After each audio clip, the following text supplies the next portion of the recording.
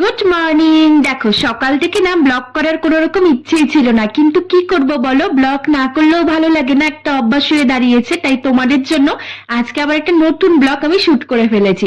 তো আজকে না সকালবেলা গিয়েছিলাম খেতে। কি খেতে বলো তো, দেখো প্রতিদিন একঘেয়েমি, আমার এই রান্না করো সকালের খাবার দুপুরের খাবার আর ভালোই লাগছিল না।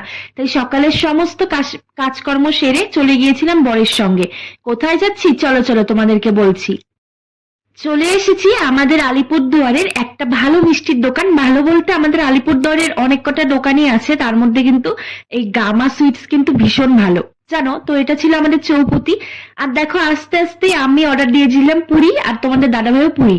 কিন্তু সকাল সকাল এটা খেলে না সারাদিন আমার পেটটা একদম মানে কি বলবো ফুলে ফুলে থাকে। তো তারপর পুরীর সাথে এই তরকারিটা খেতে খুব বেশি ভালো লাগেনি, কেননা পুরিটা সফট ছিল আর তরকারিটা ওই আমার মোটামুটি লেগেছে। তো যাই হোক বলো, রাস্তার খাবার সবসময় বাড়ির থেকে কিন্তু ভালোই